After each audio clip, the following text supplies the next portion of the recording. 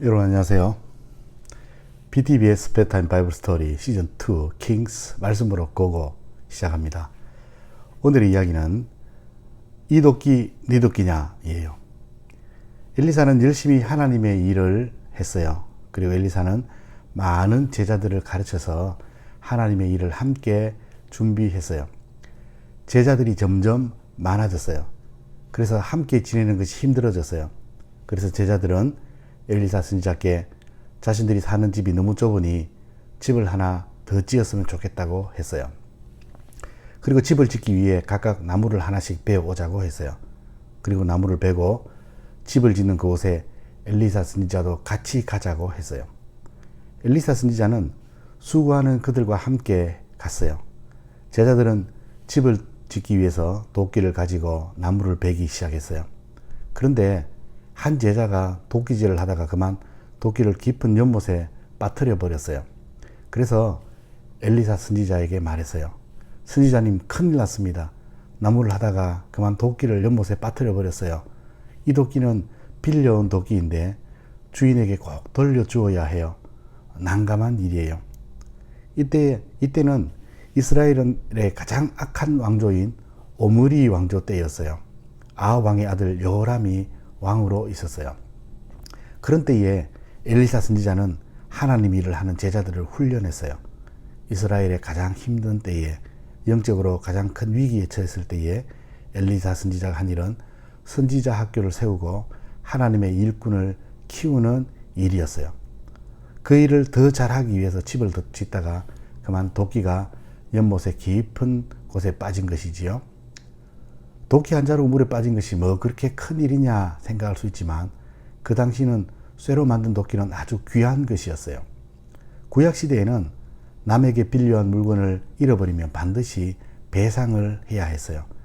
엘리사 당시 쇠는 귀한 물건이었기 때문에 특히 쇠로 만든 연장인 도끼는 상당히 비싼 것이었어요. 친구의 최신형 핸드폰을 잠시 빌렸다가 떨어뜨려서 고장나게 한 것과 같아요. 이 제자는 곤란한 상황에 처했어요. 쇠도끼를 빌려올 때 옆집 사람에게 선지자 학교를 짓기 위해서 빌려달라고 부탁했을 것이고 그분은 기꺼이 그것을 빌려주었을 것인데, 그리고 빌리면서 잘 쓰고 돌려주어야 하는데 그만 도끼가 깊은 물속에 빠진 것이지요. 제자들은 나무 베는 일을 멈추고 엘리사 선지자에게 도움을 요청했어요. 엘리사 선지자는 그 제자들에게 도끼가 어디 빠졌는지 물었어요. 그리고 도끼가 빠진 그곳에 나무 가지를 던졌더니 도끼가 떠올랐어요. 어떤 분은 실제로 엘리사 선지자가 도끼를 떠오르게 한 것이 아니라 나무 가지를 도끼의 그 구멍의 자루에다 끼워서 건져 올렸다고 이야기하기도 하지만 성경에는 수많은 하나님의 기적들이 기록되어 있어요. 성경에는 하나님의 백성들이 수많은 어려움을 당했을 때에 하나님께서 기적을 베풀어서 도와주신 이야기가 많아요. 남편을 잃은 선지자의 아내처럼 빚을 져서 아들마저 빼앗겨야 하는 어려움에서도 엘리사 선지자를 통해서 기름이 계속 나오도록 그들의 빚을 갚아주고 아들이 팔려가지 않게 보호하셨지요. 선지자의 제자가 잃어버린 도끼를 다시 찾았어요. 엘리사 선지자가 나뭇가지를 던져서 도끼를 떠오르게 했기 때문이지요. 이 이야기는 오늘날 예수님의 십자가의 이야기와 비슷해요. 예수님은 우리의 죄로 말미암아 주어진 우리의 모든 고통과 어려운 문제들을 대신 짊어지시는 분이세요. 예수님은 그 짐을 주님께로 가져오라고 말씀하셨어요. 엘리사가 그 제자의 문제를 해결했듯이 예수님은 우리의 문제를 해결하시는 분이에요. 엘리사가 도끼를 떠오르게 했듯이 예수님께서도 무리를 걸으시는 일로 중력의 법칙을 이기셨어요.